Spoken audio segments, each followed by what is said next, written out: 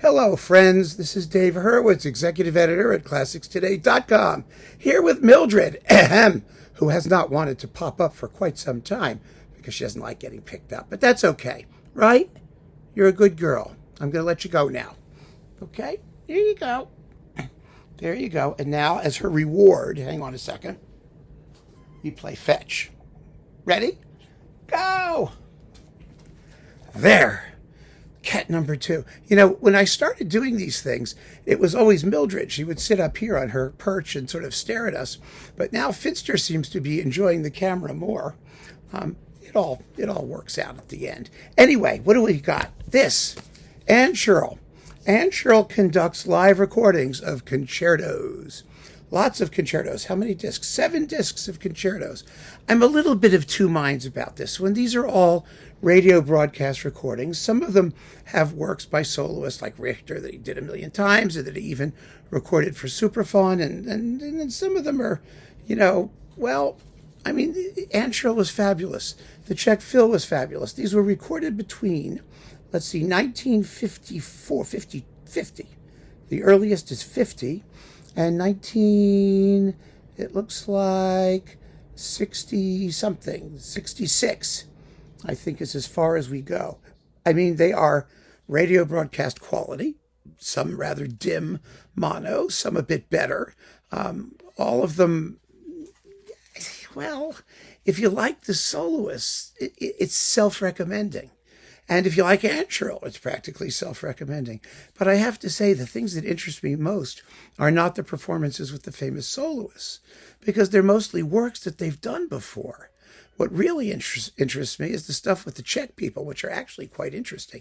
So let's go through this. I'm just going to tell you what we got here, and you'll know if you want this. It's a real collector's item or historical recording type thing. What we really need, by the way, I must say, and ask Supraphon, is a big Ancerl box with just the entire Ancerl Gold edition, finally remastered or whatever they want to do, and just stuff it out there.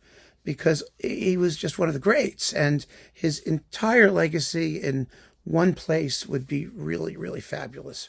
So I'm just saying. And now I guess, who is it? Sony bought Supraphon or something like that? God knows what's going to happen. All right. So anyway, Beethoven, Piano Concerto number 1 and number 3, both of them with Richter from 1956 and 1962. I mean, a known quantity. Let's put it that way. So, I mean, if you're a Richter person, knock yourself out. Beethoven Violin Concerto with Henrik Szerying. Well, that's nice, from 1966. A beautiful performance. And the Schumann Piano Concerto with Jan Panenka from 1955.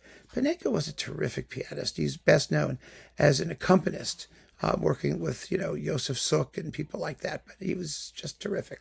So that's interesting for me, because it's something a little new and different. Then we got the Beethoven Violin, the Beethoven Violin Concerto with Ida Haendel. Allergy season is beginning. Yay! The Beethoven Violin Concerto with Ida Haendel from 1957. And the Sibelius Violin Concerto with Haendel from 1957. Now, she's recorded that stuff before, and let's face it, I mean, she did the Sibelius, it was with Berglund, I think, yes? And very good sound in Bournemouth. I mean, and there are other recordings of her doing Sibelius on the Supraphon archival series. So, how many Ida Haendel Sibelius Violin Concertos do you want? Yeah, it's up to you. Let's see what's his list. Piano Concerto number 1 with Richter from 1954. Of course, Richter did it fabulously on Philips. And, I mean, however wonderful Ancerl and the Czech Phil are, and they are, it's still soloist work. So, it's up to you again. Tchaikovsky, Piano Concerto number 1 with Richter, 1954. There's a Supraphon studio recording that's marvelous. Of this work for the same time, mono. It's exciting finale. I mean, it's very, very nice. Chopin Piano Concerto number 2 with Wilhelm Kempff, 1959. Well, that's interesting. Kempff was not known as a Chopinist, and so to hear him do that work is going to be obviously full of interest for Kempff fans. The Dvorak Cello Concerto with Rostropovich He also made a recording with Talik, right? Yeah. This is 1952, from around the same time.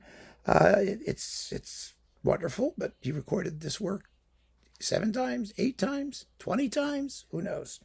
Tchaikovsky, Piano Concerto, the Dvorak Violin Concerto, pardon me, with David Oistrakh and the Prague Radio Symphony Orchestra. All the rest of this is Czech Phil from 1950.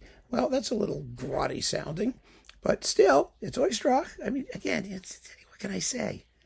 You know, I mean, if you like the soloists and you like the works, you want. It's that simple. Tchaikovsky Piano Concerto No. 1, again, this time with Gilels from 1953. So it might be fun to compare Richter from 54 to Gilels in 53 and see who you like better. That's actually an enjoyable activity, I have to say. Then we've got the Ravel Piano Concerto in G major with someone named Bernatova or something like that. What's her full name? Or what's the full name here? I don't even know if it's a he or a she. I was looking at it, but I have to do it in the bookie here, and it'll tell you. Hang on. Okay.